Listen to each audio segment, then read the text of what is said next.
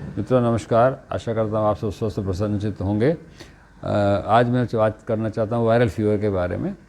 ये बीमारी इसका कारण है खांसने, छींकने, बात करने पर जो बूंदें निकलती हैं, ड्रॉपलेट निकलती है किसी के मुंह से, तो उसकी वजह से ये बीमारी अक्सर करके हो जाती है।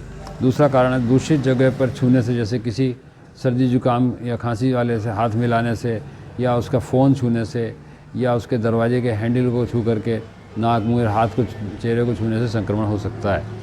तीसरा, कीड़ों के काटने से, चिकनगुनिया, डेंगू जैसे बुखार से संक्रमित मच्छरों के काटने से मरीजों में ये बीमारी फैल जाती है। मौसम बदलाव के कारण भी ये बीमारी अक्सर करके देखने को मिलती है। जब सर्दी से गर्मी आती है, गर्मी से सर्दी आती है, खासतौर से बरसात में और ज़्यादा होने की संभावना होती है।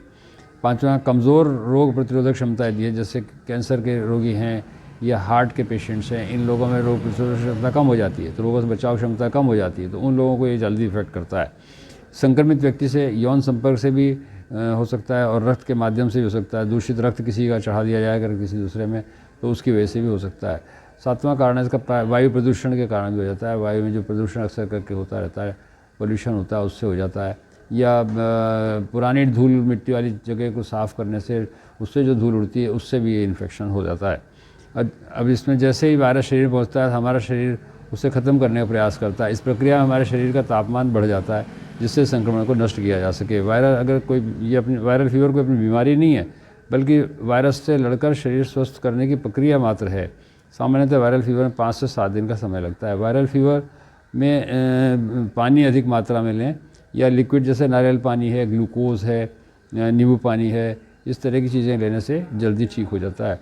क्योंकि जो बुखार में जो पानी बॉडी का नष्ट होता है, वो इससे उसकी पूर्ति हो जाती है। अब इसमें बचाव के लिए इस घर को साफ़ सफाई रखें। बाहर से आने के बाद हमेशा साबुन से हाथ धोएं, और पब्लिक प्लेसेस पर अगर आप जाते हैं तो मास्क लगा कर जाएँ, और बार बार लोगों के हाथ लगाने से इसी वाली जगह को तुरंत साफ़ करें। और अंडर गारमेंट्स किसी दूसरे के उपयोग में न लें। तौलिया, रुमाल, टूथब्रश आदि इस तरह की चीज़ों को दूसरे का काम में नहीं लेना चाहिए। अब होम्योपैथी चिकित्सा इसमें बहुत अच्छी होती है।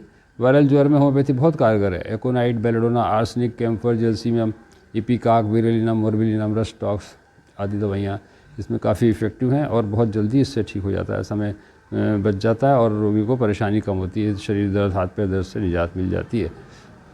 और लेकिन ये दवाइयाँ किसी योग्य होम्योपैथी चिकित्सक से परामर्श से ही लें, अपने आप नहीं लें। स्व चिकित्सा करना ठीक नहीं है।